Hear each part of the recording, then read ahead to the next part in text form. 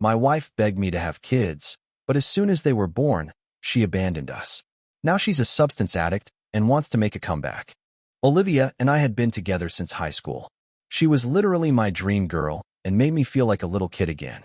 Because of her, I was motivated to study and be at the top of my studies because I wanted nothing more than to provide for her, but she had other plans. She waited until we were moved in together and I had settled down at my job to tell me she actually did want kids. I told her I would think about it, and as the weeks passed, she never brought it up again. Honestly, I was kind of hoping she changed her mind or something, but then she started raving about her friends' baby showers. She started accidentally leaving baby catalogs around the house and pointing out how cute every child we passed by was. Eventually, my time had come where I couldn't avoid it anymore. I sat Olivia down on the couch and told her, I am ready to have kids. She gave me a big, toothy smile, something she only does when she's really happy, and butterflies filled my stomach. We made love right there, and then, no rubber. For the next few weeks, we were riding like rabbits. It felt like we were in high school again. And lo and behold, we finally got the news, the 2 pink lines. Life became bright after that. Well, mainly for me, because after the novelty wore off, it seemed like Olivia was just going along with it. One morning, I found myself convincing Olivia to get in the car so we wouldn't miss the ultrasound appointment, which was completely bizarre considering how she was the one who introduced the idea of babies. And that same day, we were hit with the news that changed everything. The sonographer told us it wasn't just a baby anymore, it was twins. A smile plastered on my face, and I practically hit the ceiling with excitement. But as I turned to Olivia, she had a look of disappointment. She even sighed and asked the sonographer if she could check again. It wasn't anything too negative, but enough to plant a seed of doubt in my mind. When we got home, I started going through finances, and we had more than enough to support both of our daughters. I immediately exchanged all the baby gear for doubles, and when I asked my wife what color she wanted the double baby stroller to be, she just said, I don't care, before going back to watching TV. An awful gut feeling washed over me. But then I thought about all the pregnancy books I had read and how much women's hormones change. So I brushed it off and decided to instead be more supportive by cooking more homemade meals and giving more foot massages. But as her bump developed, the more our relationship turned cold, like ice cold. She stopped wanting anything to do with me. Whenever we were in bed at night, and I so much as had a toe touching her body, she would immediately pull away and move further to her side of the bed. Whenever I tried to hold her hand in public and private, her face would be permanently contorted until I let go. I had no idea what I was doing wrong, and I honestly started to believe I was a terrible husband. And after I caught her watching a romance movie alone on a Friday night, something we've always done together since the day we met, I took action. I finally called her friend Chloe. I didn't even have anything planned to say. By the time she picked up, I was already in tears, but she immediately went into comforting mode. It was like she was expecting it. It took a few minutes for me to calm down, and when I did, Chloe reminded me that she was Olivia's friend, not mine, and that's where her loyalties lie. But before hanging up, she said something that changed how I would view Olivia forever.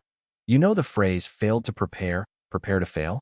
If I was you, I would prepare for anything that could happen in that hospital room. My heart dropped, and that's when I heard Olivia scream. Her water broke. I called an ambulance, and I soon found out exactly what Chloe was talking about. The ambulance arrived within minutes, the flashing lights bathing our apartment in an eerie red glow as the paramedics rushed in with practiced efficiency. They assessed Olivia quickly while I grabbed the pre-packed hospital bag, my hands shaking so badly I could barely zip it closed. Multiple pregnancy, 36 weeks, water broken. One paramedic reported into his radio while they carefully helped Olivia onto the stretcher. Her face was contorted in pain, but when our eyes met briefly, I caught something else. Hesitation, maybe even fear that had nothing to do with the impending birth.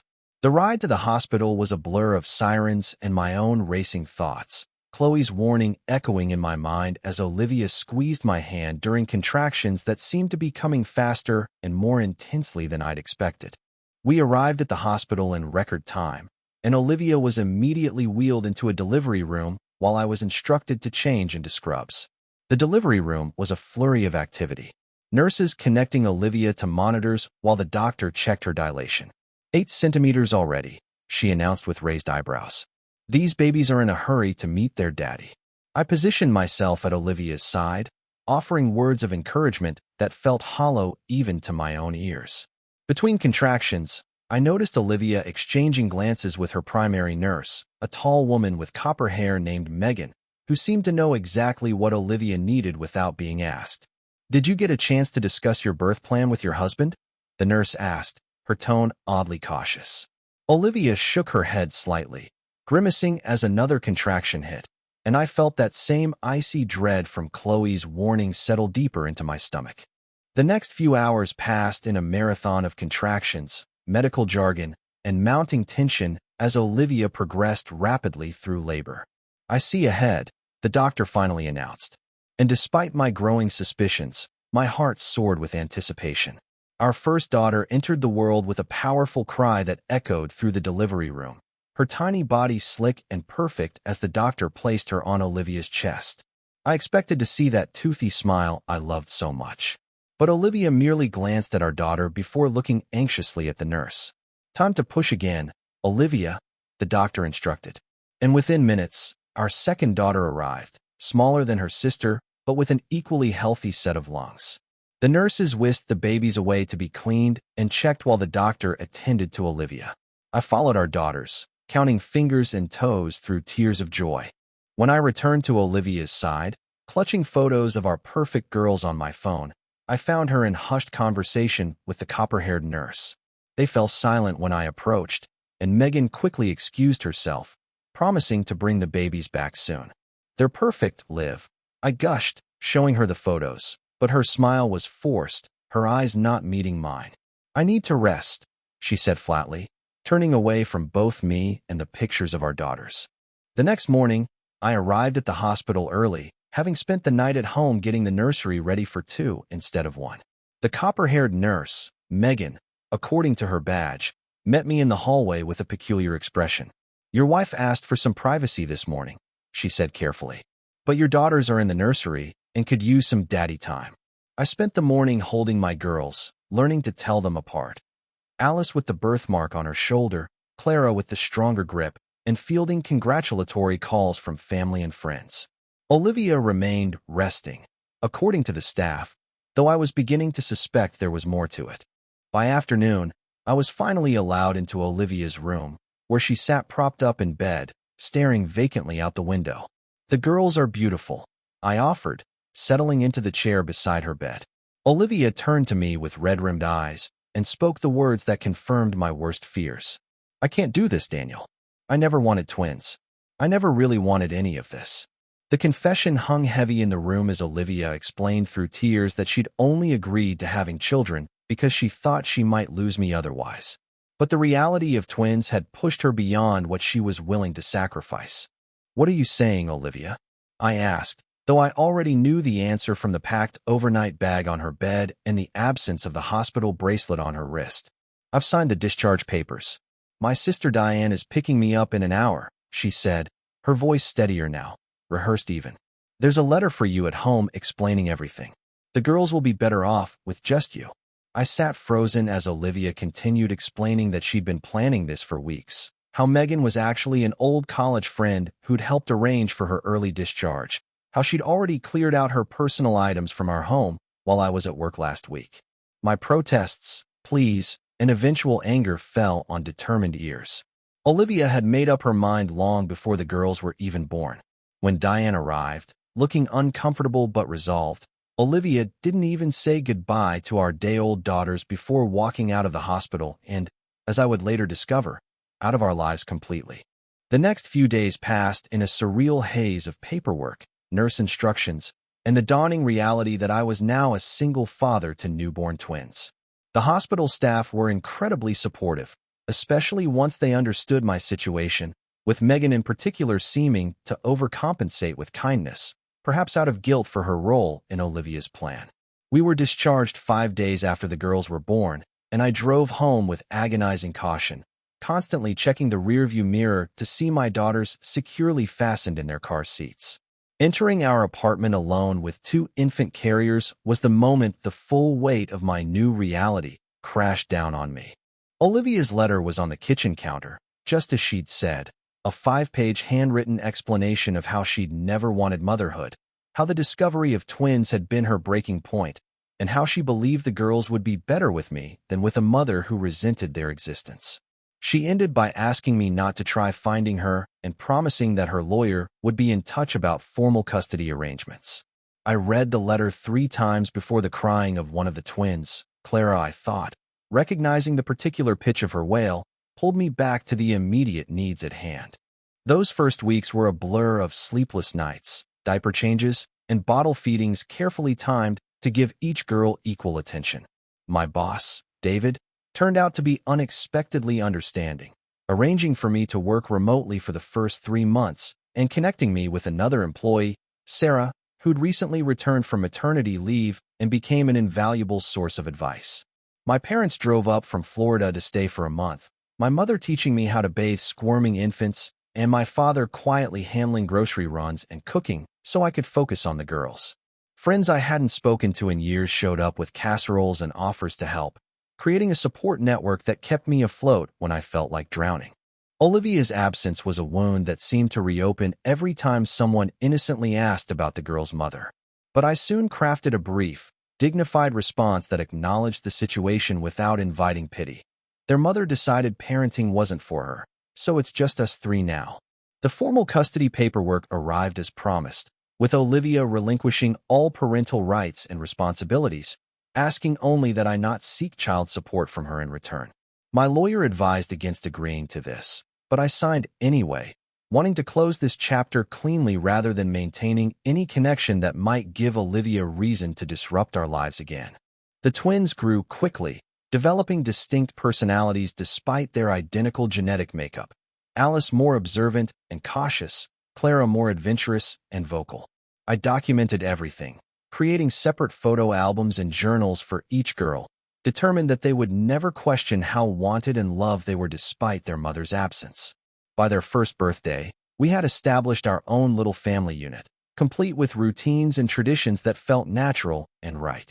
The girls took their first steps within days of each other, both reaching for me with identical expressions of determination.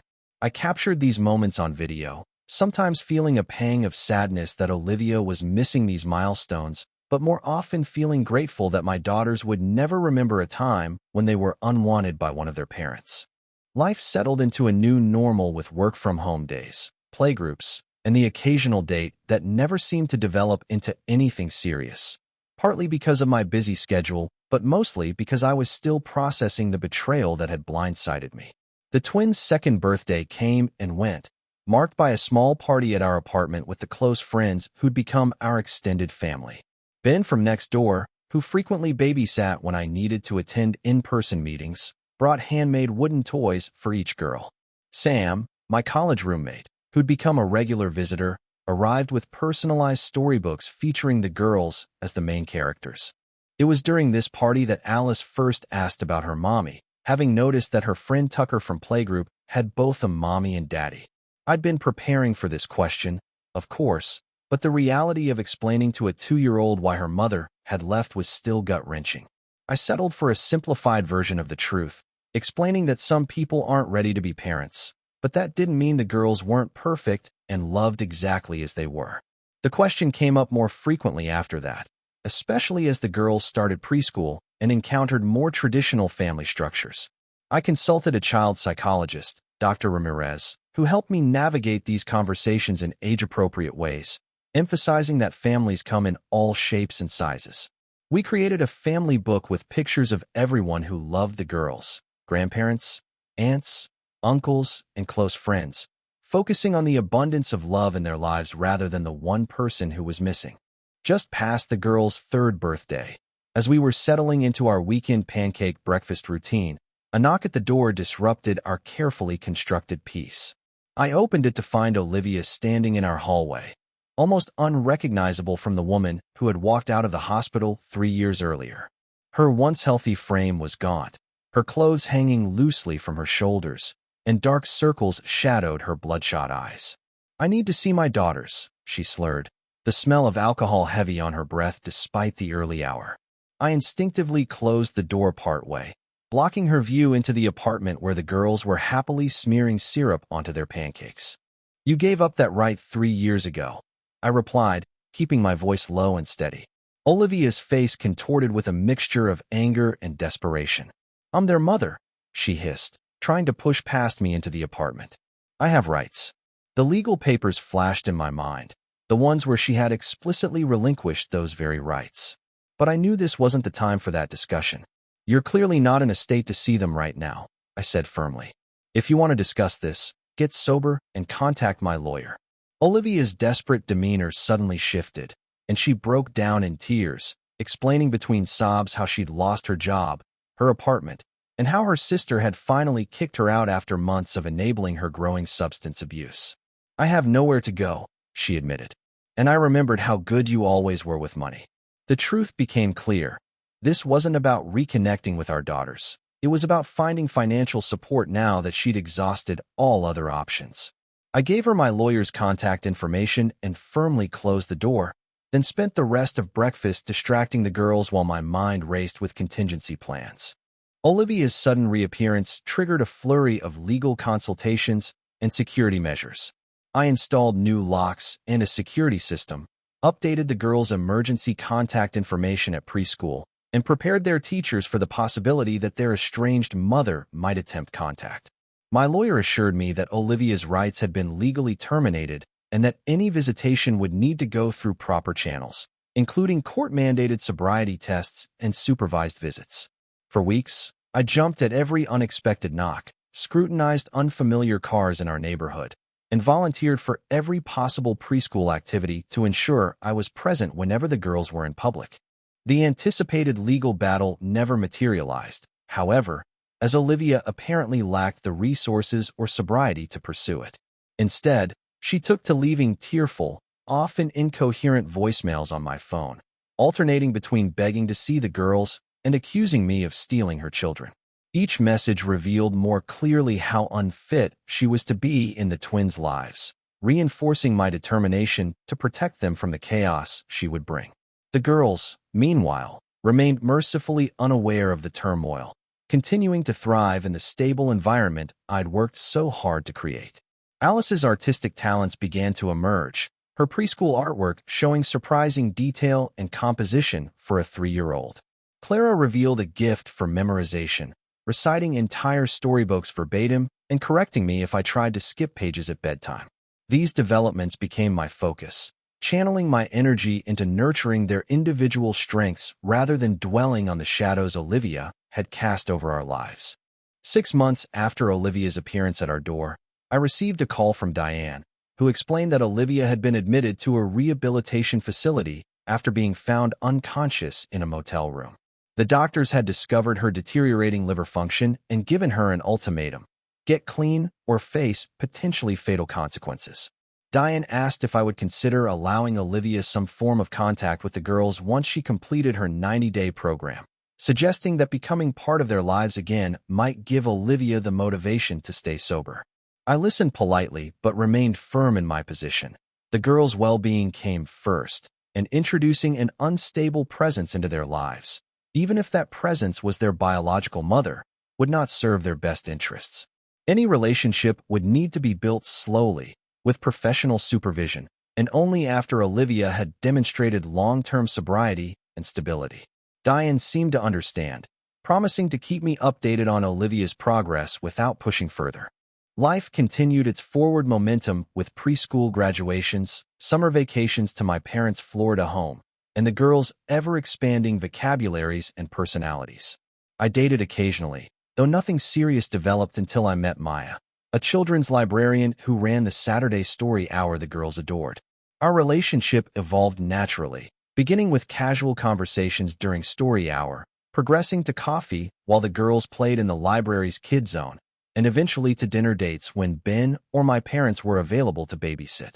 Maya approached my situation with understanding and patience, never pushing to replace Olivia, but offering a genuine connection with both me and the girls. The twins took to her immediately, especially Clara, who shared Maya's love of books and stories. After 8 months of dating, I cautiously introduced the concept of Maya spending more time at our home, carefully observing the girls' reactions. They were enthusiastic, particularly about Maya's pancake-making skills, superior to mine, and her willingness to read just one more story at bedtime. Our relationship deepened, and I found myself healing in ways I hadn't thought possible, letting go of the anger and betrayal that had lingered even as I'd built our new life. On the twins' 4th birthday, as we celebrated with a small party at the local park, I noticed a familiar figure watching from a distance. Olivia, looking healthier than when I'd last seen her, but still bearing the marks of her struggles, stood beside a park bench, clutching what appeared to be wrapped presents.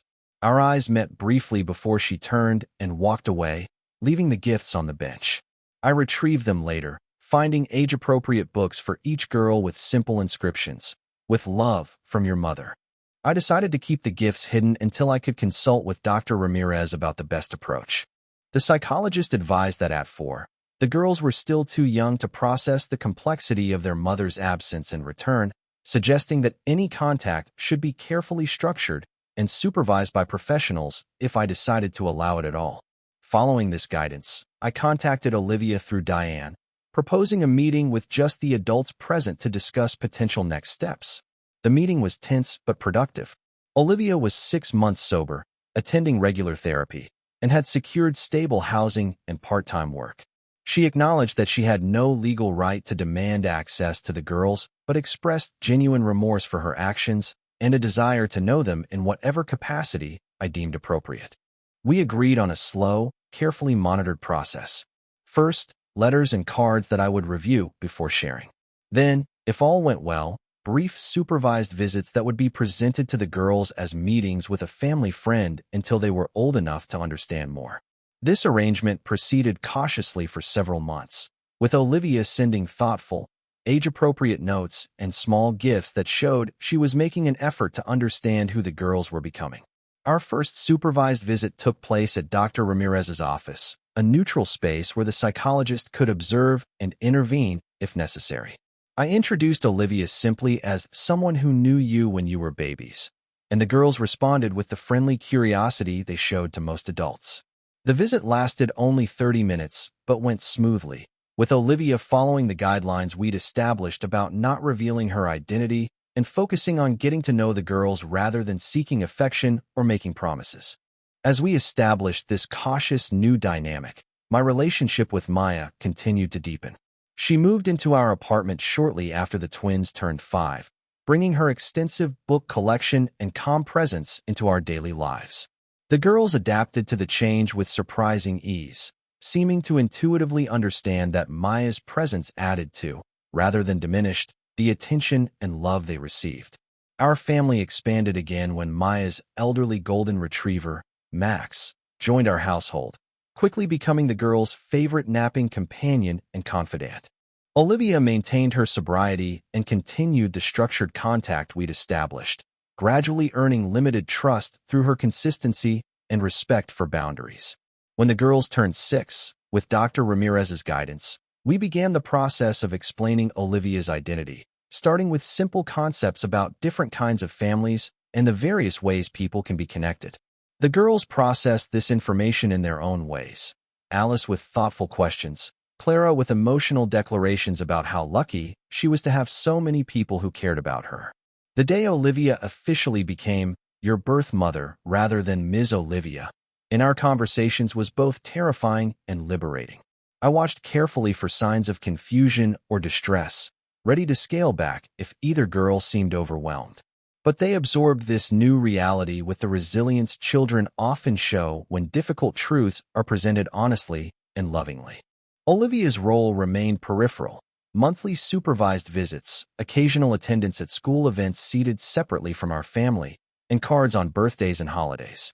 She never pushed for more than I was comfortable giving, seeming to understand that her place in the girls' lives was a privilege she had to earn rather than a right she could demand.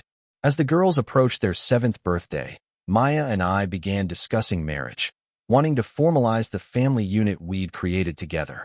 I proposed during a weekend trip to the beach, with the twins serving as enthusiastic accomplices, holding hand-painted signs asking, "Will you be our forever Myrant?" Upon the girls found hilarious. The wedding was small and joyful, held in the community garden where we'd had our third date. The girls served as flower girls, scattering petals with such enthusiasm that the aisle was barely visible beneath the colorful carpet they created. Olivia attended as a guest, maintaining a respectful distance and leaving early after offering genuine congratulations. My wedding to Maya marked the final healing of the wound Olivia's departure had left. We were complete, not despite our complicated history, but because of how that history had shaped us into the family we had become. The twins continued to thrive, excelling in school and developing their individual passions, Alice in art and science, Clara in literature and music. They understood their family story in an age-appropriate way, neither idealizing the absent mother nor harboring resentment toward her. Olivia remained a peripheral but consistent presence, sober and stable, gradually building a relationship with her daughters that was appropriate to her role in their lives. And I found myself exactly where I needed to be, surrounded by love that had been hard-won, but was all the more precious for the journey it took to find it. I sometimes think back to those early days with a mixture of wonder and gratitude. The girls turned 8, then 9, then suddenly they were hitting double digits. Their personalities blossomed in ways that constantly surprised me. Alice developed a knack for mathematics that left me scratching my head over homework I couldn't comprehend. Clara composed melodies on the second-hand piano we'd squeezed into the living room.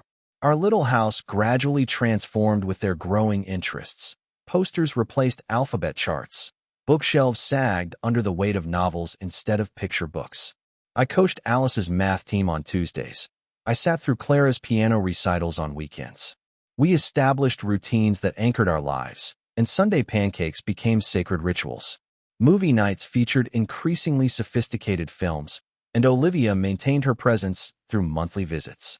She never missed a birthday, and she attended school performances when invited. The girls accepted her limitations without drama. They understood the difference between a mother and a mom. I became the latter through daily acts of care, brushing tangled hair before school, kissing scraped knees, explaining periods with awkward diagrams. My mother proved invaluable during these transitions. She stepped in whenever I felt overwhelmed, and her wisdom guided me through choppy waters. My father taught the girls to fish at the lake house. They both caught their first bass on the same summer afternoon. We celebrated with a ridiculous fish-shaped cake. Work remained demanding but fulfilling. I earned a promotion that eased our financial pressures.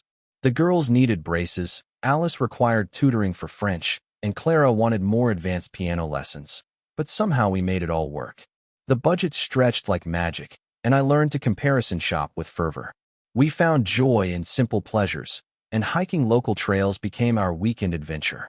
The girls collected interesting rocks and feathers, and our kitchen windowsill displayed their natural treasures.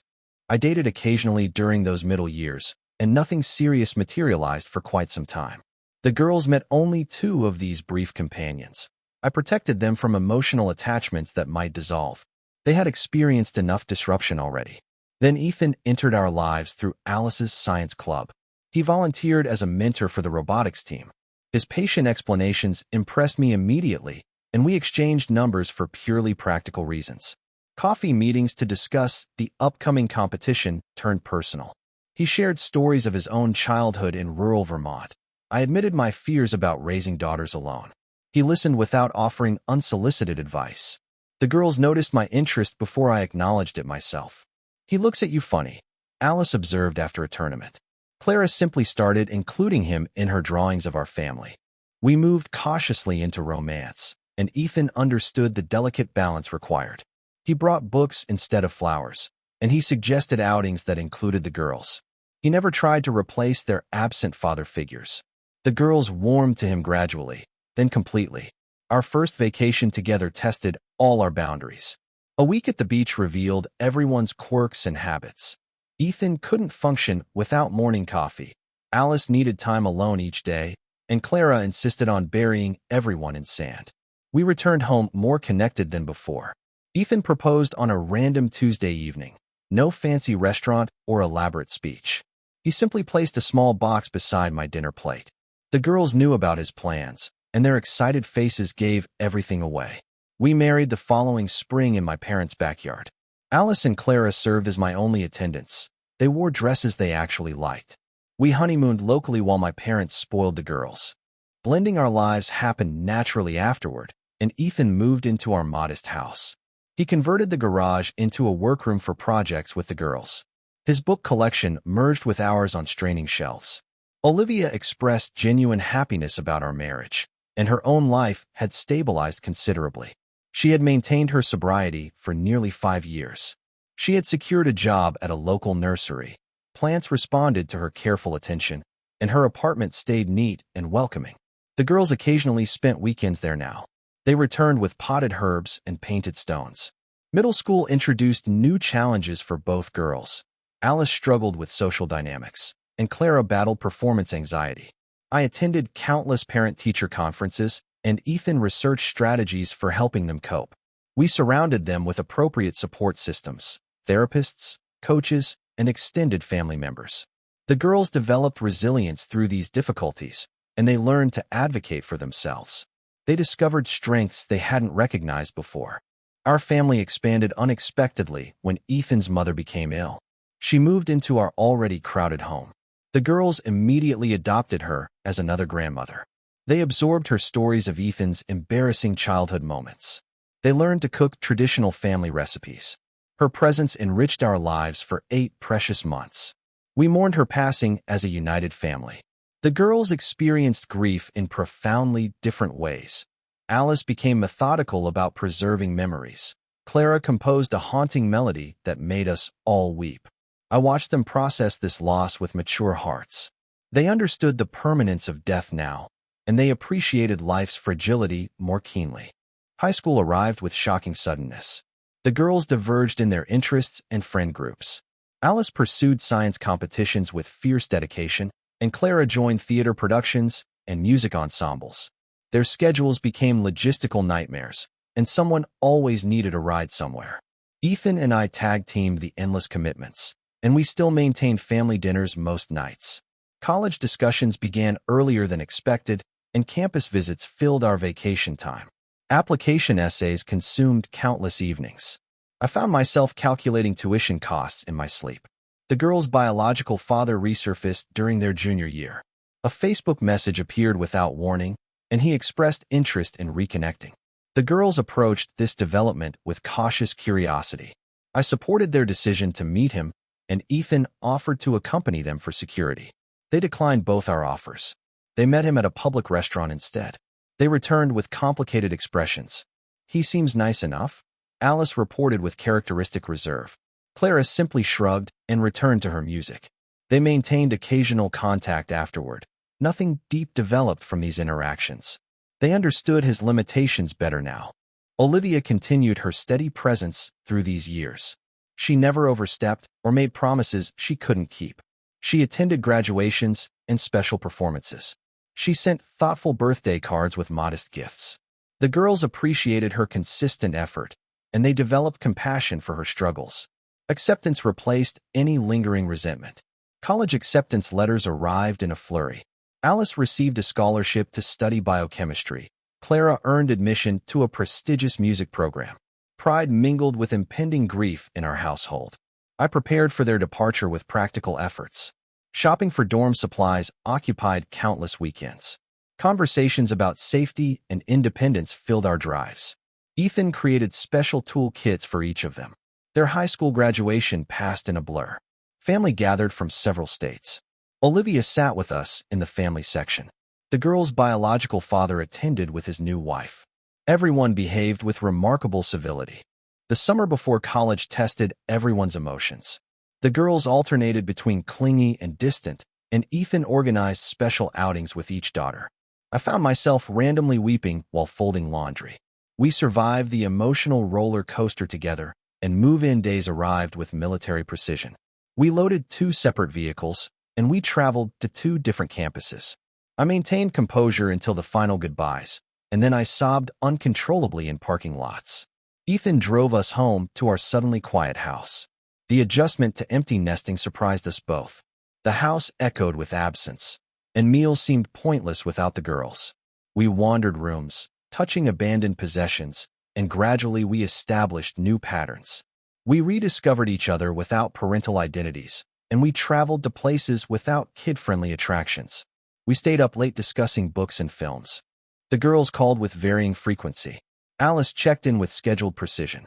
Clara called randomly during walks between classes, and both thrived in their respective environments. They made friends, joined clubs, navigated academic challenges, and handled disappointments with growing maturity. Holiday breaks brought them home temporarily, and they returned with new vocabularies and opinions. They eyed their childhood rooms with amused detachment. They slept until noon and stayed out late. They brought home interesting friends occasionally, and our family expanded through these new connections. Then the pandemic hit during their sophomore year. Everything changed overnight. Classes moved online, campuses emptied. The girls returned home with hastily packed belongings. Our house filled again with youthful energy, and we established home workspaces for everyone. Kitchen tables became desks, and bedrooms transformed into Zoom studios. We navigated internet bandwidth issues daily. I rediscovered the joy of having everyone under one roof. The girls processed their disappointments gradually, lost performances, canceled research opportunities, disrupted friendships. They showed remarkable adaptability, and they developed new skills during lockdown. Alice learned coding between classes, and Clara recorded multi-layered compositions in her bedroom. Ethan taught them basic car maintenance in the driveway. I introduced them to family recipes they'd previously ignored. Olivia struggled during the isolation. Her recovery community moved online. She missed the physical presence of supporters, and the girls helped her navigate technology challenges. They dropped off care packages at safe distances. They demonstrated remarkable compassion during this time. Eventually, campuses reopened with restrictions. The girls returned to modified college experiences, and they appreciated their education with renewed perspective. They valued in-person interactions more deeply. They called home more frequently than before. I felt our bonds had strengthened through shared adversity. Graduation approached with surprising speed for both girls. Alice secured admission to a prestigious graduate program. Clara received several performance opportunities through connections. Ethan and I beamed with pride at their accomplishments. Olivia maintained her consistent presence in their lives. She had reached 10 years of sobriety, and she had developed meaningful friendships and hobbies. She had found contentment within her limitations. The graduation ceremonies fell on consecutive weekends. We traveled between states with extended family, and we celebrated their achievements with appropriate fanfare. I watched my daughters accept their diplomas with steady hands. They had become remarkable young women, and they had overcome significant early challenges. They had built lives filled with purpose and connection. They had surpassed every expectation I'd ever held. Their next chapters began with exciting momentum. Alice moved across the country for her research position. Clara traveled abroad with a musical ensemble. Ethan and I helped with both transitions. We shipped forgotten items. We provided emergency funds. We listened to homesick phone calls. Our home transformed yet again. We converted bedrooms to new purposes. We donated outgrown possessions. We preserved special mementos in organized containers. We adapted to this new phase gradually. The girls established their adult lives independently. They navigated romantic relationships with greater wisdom than I had. They managed financial challenges with reasonable prudence, and they pursued their passions with dedicated effort. They returned home with decreasing frequency, and holiday gatherings became precious reunions. We treasured each visit without demanding more, and we supported their growing independence. Olivia developed health problems requiring intervention.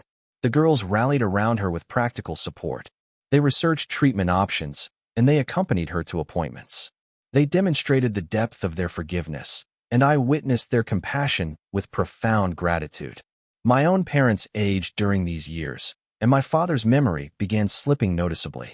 My mother shouldered increasing caregiving responsibilities, and the girls visited them whenever possible.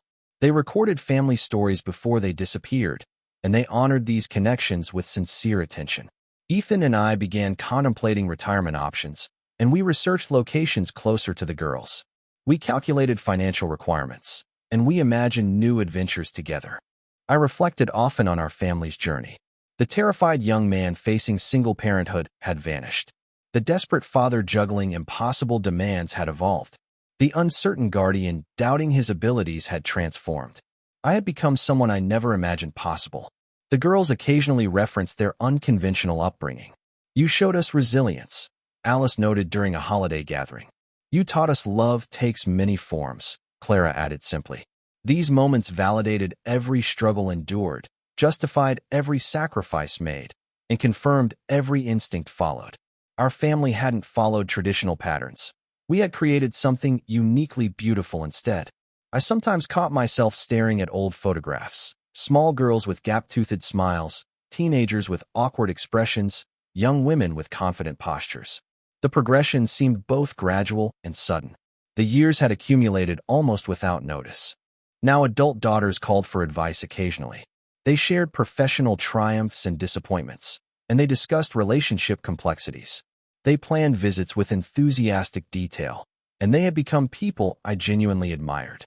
They carried our family history without resentment, and they approached their futures with optimistic determination. They maintained connections that nurtured their spirits. I recognized parts of myself in their mannerisms. I heard echoes of Ethan in their laughter. I noticed traces of Olivia in their artistic sensibilities. I spotted my parents' influences in countless small ways. They had absorbed the best from everyone who loved them. Alice called one spring morning with unexpected news. She had met someone special, and she wanted us to meet him. Clara emailed later that same week. She had accepted a teaching position nearby. She planned to move closer to home. These developments sparked new possibilities. Family gatherings would happen more frequently, and grandchildren might appear eventually. New chapters awaited our continued story. I sat on the porch swing with Ethan that evening. We watched the sunset paint familiar trees. We did good, he said simply, squeezing my hand. I nodded without speaking. The journey from crisis to contentment stretched behind us. The path forward held promises of continued connection. The love that surrounded us had indeed been hard-won. It remained the greatest achievement of my life. As time passed, our lives settled into comfortable patterns. I woke early most mornings, brewing coffee before Ethan stirred.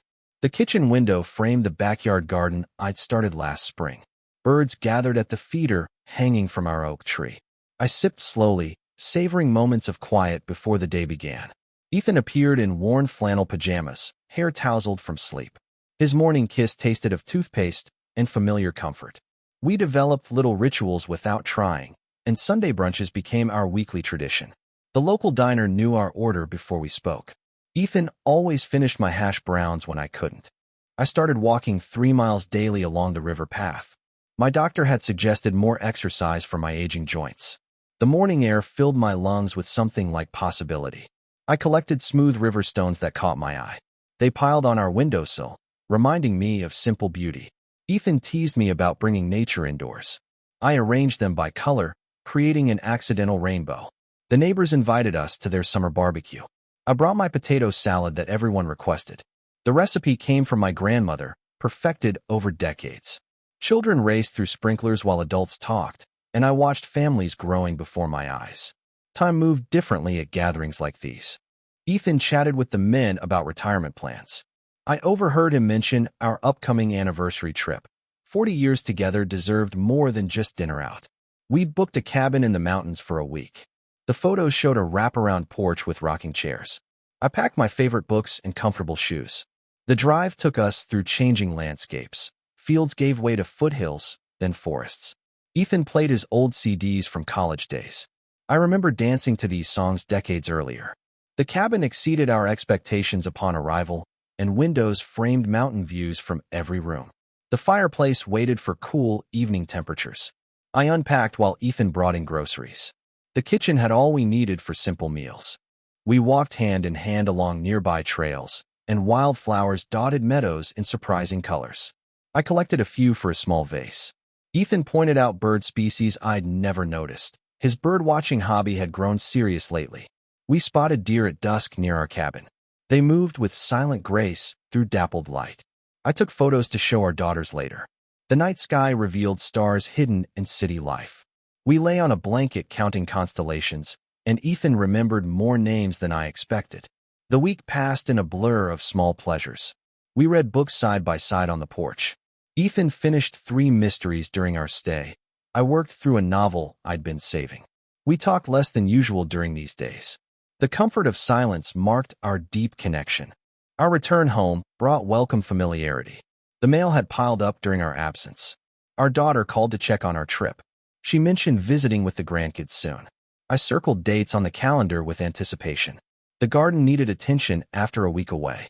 Weeds had claimed territory between my tomatoes. I spent mornings pulling them under the warming sun. Ethan fixed the loose railing on our back steps. His retirement had unleashed home improvement projects. The garage transformed into his workshop over time.